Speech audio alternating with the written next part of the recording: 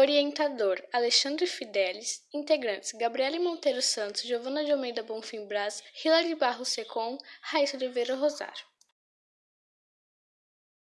Nosso grupo vai abordar a obra mais antiga de toda a história, a Lenda Suméria de Gilgamesh, o considerado mais forte e o mais bonito já criado. Muito tempo na antiga Mesopotâmia, Gilgamesh era conhecido, até que um incêndio tomou conta da biblioteca que se localizava em Nínive, onde lá se guardava registros. Sendo assim, Gilgamesh foi sendo esquecido. Sumiram também registros de Mesopotâmia e regiões vizinhas. 1400 anos após o ocorrido, um homem chamado Austen Henry Layard encontrou as ruínas da biblioteca de Nínive, lá pelo século XIX. Foram achados cerca de 30.000 plaquetas de argila, assim formavam 1.200 textos. No meio dos textos, 12 plaquetas estavam dizendo sobre a epopeia de Gilgamesh, que foi encontrada 48 séculos depois. Assurbanipal, o último rei do Império Assírio, também saqueador do Egito e de Susa. Ele também fundou uma biblioteca bastante conhecida, considerada a primeira biblioteca. Essa biblioteca, localizada no palácio de Assurbanipal, ela tinha coleção de milhares de textos em escrita cuneiforme, alguns em duas línguas diferentes, que é sumério e acádio. Dentro deles haviam poemas, hinos, contratos e textos sobre assuntos variados, matemática, astronomia, relatos e outros assuntos. Assurbanipal, que tinha muito interesse pela literatura e erudição, enviou escritas aos centros de saber da Babilônia, Uruk, Nippur e Akkad, com a missão de copiar em tabuletas. A biblioteca, que desapareceu em 612 a.C., quando babilônicos, cetas e medos invadiram Nínive, incendiando o palácio. Por esse acontecimento, os tabletes de argila foram parcialmente cozidos. Assim, paradoxalmente, ajudou na preservação das placas. As placas foram encontradas em 1849, foram levadas para o Museu Britânico em Londres. Versões da obra: Gilgamesh Imortal, autor Brian Godawa, editora Embedded Pictures, no ano de 2012. Outra obra também é Gilgamesh contra a Morte, autor Mustafa Yazbek. Como tem muitas outras obras, também tem Epopeia de Gilgamesh. O tradutor é Jacinto Lins Brandão. E outra obra é Gilgamesh The Hero. Essas são as obras, como tem de muitas versões de Gilgamesh. Gilgamesh foi um rei, filho da deusa Ninsun, e foi criado por Aruru, que o fez ser a criatura mais esplêndida e sábia de todos os seres. Naquela época, o Gilgamesh não era considerado uma pessoa boa, por causa da sua fama ruim. Ele era conhecido como uma pessoa que não poupava nenhuma virgem da cidade de Uruk. Todas as mulheres de lá já tinham passado pelas mãos dele, querendo ou não. Com isso, o povo decidiu rezar para os deuses para que isso de alguma forma acabasse. E os deuses, ouvindo as preces, se reuniram e a deusa Aruru, que era a criadora de Gilgamesh, encontrou uma solução, que era criar um ser mais forte do que o Gilgamesh para conseguir derrotá-lo. Assim, Aruru, com a mistura de sua saliva e de barro, cria esse ser, que recebe o nome de Enkidu. Era um homem animal que foi criado com uma figura humana, mas depois de ser criado ele foi colocado num jardim sagrado, chamado Edin. E ele desarmava armadilhas que eram colocadas para caçá-los. Então ele passava a se comportar como um animal. Até que um dia, um caçador viu o Enkidu entre os animais e falou para o seu pai. O seu pai, então, aconselhou o filho a ir para a cidade de Uruk e pedir ajuda para Gilgamesh. Como o Gilgamesh não se importou muito, ele não se dispôs a lutar. Então ele tomou a decisão de enviar uma prostituta sagrada até Enkidu para seduzi-lo. E seduzindo o Enkidu, os animais passariam a não seguir mais ele. E o problema seria resolvido. Dito e feito, o Enkidu foi encantado pela prostituta e passou 6 dias seguidos namorando com a rameira. Já satisfeito, então, ele decidiu voltar. Todavia, não deu certo. Os animais já tinham deixado de seguir depois do que tinha acontecido. A rameira, então, aconselha o Enkidu a ir para o vilarejo. Aconselha ele a sair do mato. E ele decide acolher a ideia, já que não tinha mais o que fazer por lá. Lá no vilarejo, o Enkidu escutou uns boatos bárbaros sobre o Gilgamesh. E, revoltado, decide ir para a cidade de Uruk com a intenção de derrotá-lo. Portanto, ocorreu um contrário do planejado. Ao chegar na cidade, o Enkidu se depara com Gilgamesh e dá início a uma luta. Durante a luta, eles reconheceram as qualidades e semelhanças que possuíam e acabaram se tornando melhores amigos, não resultando em um vitorioso. A oração do povo dá certo, porque com a presença de seu novo amigo, Gilgamesh para de infernizar o povo, e ele se torna uma pessoa de melhor convívio, e com o passar do tempo o pessoal vai começando a estabelecer uma empatia por ele. Enkidu teve um sonho em que os deuses falam para ele que ele não era imortal e ele iria morrer. Isso deixa ele paranoico e ele conta para Gilgamesh. Gilgamesh relembra que ele é um terço homem, o que faz dele mortal, e Enkidu iria envelhecer normalmente e morrer. Isso era uma notícia muito triste eles serem mortais. Porém, eles poderiam se tornar inesquecíveis. Gilgamesh deu a ideia deles matarem o que chegava a ser um dos piores monstros que poderia ter, que era Humbaba.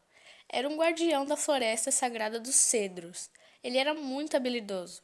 Enkidu ri da ideia, porque como ele já viveu na floresta, ele já tinha visto um e era praticamente imortal. Eles vão para a cidade e eles perguntam para os anciões o que eles acham, e eles acham isso totalmente sem noção. Mas, como o Gilgamesh era teimoso, eles sabiam que ele iria de qualquer forma, e disseram para Enkidu proteger ele. Gilgamesh vai até sua mãe e fala com ela acha ele louco, mas ela já conhece seu filho, e ela vai fazer uma oração para os deuses e pede para Shamash proteger ele. Enkidu não queria de jeito nenhum, mas Gilgamesh insistia muito e ele acabou topando. Gilgamesh pede para confeccionar as melhores armaduras para eles e tal, eles seguem viagem.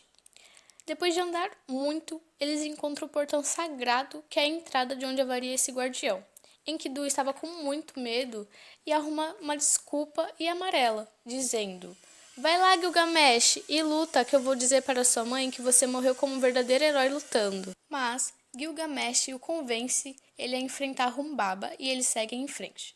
Ao derrubarem um cedro, Humbaba aparece furioso e Gilgamesh, ao vê-lo, se espanta e eles começam a luta. Gilgamesh começa a perder a luta e pede ajuda ao deus Shamash, e ele envia uns redemoinhos que o ajuda Gilgamesh a pegar sua espada e matar Humbaba, decapitando sua cabeça. Os deuses ficam impressionados, e principalmente Ishtar, que impressionada desce ao mundo dos mortais e pede Gilgamesh em casamento. Ele simplesmente recusa e ela não acredita que ele negou o amor de uma deusa e fica furiosa. E pede para seu pai Anu para ela poder descer com o touro dos céus, que era algo mais poderoso que tinha, e ameaça ele dizendo que iria abrir um portal que separa o mundo dos mortos e que viraria um apocalipse. Ele cedeu, ela enviou o touro dos céus. Incrivelmente, Gilgamesh, com a ajuda de Enkidu, conseguem derrotá-lo. Ishtar não gostou nada de sua ideia não ter dado certo, então ela decide tirar o que é mais sagrado de Gilgamesh, que é seu melhor amigo Enkidu. Ela joga uma doença mortal sobre ele e ele sofre durante 13 dias. Gilgamesh ficou totalmente abalado com a morte de seu amigo. Após enorme luto devido à morte de Enkidu, Gilgamesh entra em uma fase de reflexão, onde ele conclui que ele não quer sofrer e morrer como Enkidu, ele quer viver para sempre, então ele inicia uma busca pela imortalidade. Antes de iniciar de fato essa busca, ele vai pedir conselhos à sua mãe, Ninsu, e aos deuses. Eles contam a Gilgamesh sobre Utnapishtim, o único humano imortal. Bom, há muito tempo atrás, Os deuses estavam extremamente insatisfeitos com as atitudes dos seres humanos. O único que se salvava de tantos pecados era Utnapishtim. Então os deuses planejaram um dilúvio. Esse dilúvio extinguiria toda a população e daria uma nova chance para a humanidade, mas teve um sobrevivente, Utnapishtim, e assim ele ganhou a imortalidade como uma dádiva dos deuses. Descobrindo tal fato, Gilgamesh partiu exatamente no mesmo momento em busca de Utnapishtim, mesmo sabendo que ele vivia no abismo, que era como um limbo entre o mundo dos vivos e o mundo dos mortos, fazendo referência também ao título da epopeia de 2017, Sin Lek Uni, aquele que o abismo viu. Enfim, sua viagem foi muito longa. Apenas caminhando, ele cruzou o Uruk, cruzou a floresta e atravessou a enorme montanha até chegar ao vale onde seria o portal para o tal abismo. No portal haviam 2 guardiões híbridos, eles eram metade homens e metade escorpiões. De início, eles não queriam deixar Gilgamesh entrar, porque, como os próprios diziam, quem entrou lá nunca havia saído.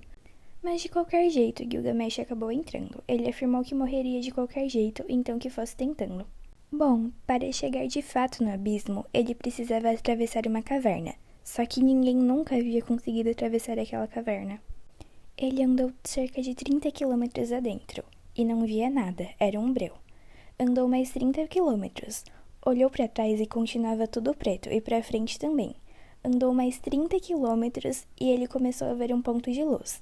Então demoraram mais 30 quilômetros até que ele chegou onde seria a entrada de verdade. Ao chegar na luz que ele havia visto, era como uma praia. E era a terra de um lado, o mar, e do outro lado era como se tivesse uma ilha. Daquele lado também havia uma guardiã. Ao ver Gilgamesh, a reação imediata dela foi trancar o portão, mas ele começou a gritar: "Não, não tranque, sou eu, Gilgamesh." E bom, os atos dele eram conhecidos até pelos seres místicos. Ao descobrir que era ele, ela permitiu a passagem. Gilgamesh começou a contestar a guardiã sobre onde se encontrava Utnapishtim. E ela contou que era só apenas do outro lado do lago, só que era impossível de verdade ele atravessar, porque o lago possuía uma água que se você encostasse nela, você morreria. Ao receber essa notícia, ele entrou em tamanho desespero, ele ficou extremamente abalado, começou a chorar, porque, na verdade, ele tinha embarcado nessa aventura, mas ele não estava curado dos traumas após a morte de seu amigo. Então, a guardiã informou que talvez haveria uma possibilidade dele atravessar o lago se o barqueiro aceitasse. O barqueiro era uma espécie de divindade ou espírito que ficava responsável pela travessia do mundo dos mortos para o mundo dos vivos. Ele é bem conhecido em algumas histórias da mitologia. O barqueiro aceitou a proposta, mas tinha um porém. As embarcações eram pequenas para os seres normais, e Gilgamesh era muito maior e muito mais pesado, então eles precisariam de uma nova embarcação. O próprio Gilgamesh construiu uma e eles partiram para a ilha onde vivia Utnapishtim. Chegando lá, Utnapishtim descreve melhor a Gilgamesh sobre o dilúvio.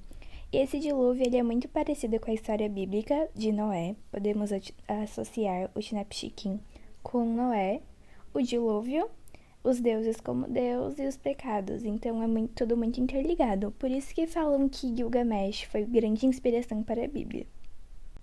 Mas enfim, Gilgamesh entende que foi um presente dos deuses e que ele não conseguiria esse presente, até porque os deuses não iam tanto com a cara dele. Gilgamesh pergunta se haveria outro jeito dele conquistar a imortalidade, mas Utnapishtim disse que não. Mas haveria um jeito dele conseguir algo parecido, isso faria ele viver por muito tempo. Existia uma planta que ficava no fundo de um riacho, e essa planta, apenas um pedacinho dela já fazia a pessoa rejuvenescer. Gilgamesh ficou animado com a ideia de encontrar essa planta. Ele disse que não só usaria ela, mas também daria para todos os sábios de sua cidade que estavam ficando muito velhos, enfim. Foi uma luz no fim do túnel para ele, porque ele já estava totalmente sem expectativas, já não havia mais o que ele fazer. No mesmo segundo, ele pediu a localização do riacho para Utnapishtim, que assim o deu, e ele seguiu com o barqueiro atrás do riacho. Ao chegar no riacho, Gilgamesh se amarrou a várias pedras para ele poder afundar, e assim se jogou na água. Ao chegar no fundo, ele pegou toda a planta e conseguiu voltar. Muito feliz por ter conseguido, ele iniciou seu retorno para casa. Mas, passando pelo lago, um empecilho ocorreu. Bom, no final das contas, Gilgamesh tinha sua parte humana. E as partes humanas têm necessidades, como dormir, coisa que ele não fazia há mais de um mês. Então, como ele estava meio que aliviado por estar terminando sua tarefa, ele caiu no sono com a planta na mão. Nisso, uma cobra que vivia no mar saltou, abocanhou toda a planta e a comeu. E segundo a lenda, como a planta rejuvenescia, no mesmo segundo que ela comeu, a cobra começou a trocar de pele, coisa que nós conhecemos até hoje. Gilgamesh entrou em extremo desespero e pediu para que o barqueiro voltasse imediatamente até o Tupinambá. Chegando lá, o Tupinambá explicou que não havia outro jeito, não havia outra planta. E também explicou que, se ele procurasse tanta imortalidade para viver para sempre, sem coisa que era impossível ele achar, ele ia ficar sem a coisa que ele mais desejava, que era viver. Então era para ele retornar a Uruk e ser um bom rei. Esse foi o conselho de Tupinambá, que era muito sábio. E assim ele fez. Ele retornou a Uruk e passou a ser um ótimo rei, exatamente o contrário do que ele era. Ele fazia festivais para seus súditos onde eles poderiam ser felizes e parou de fazer as coisas erradas que ele fazia com as virgens.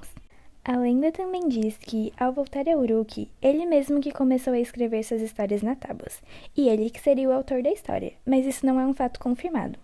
E assim acaba a história.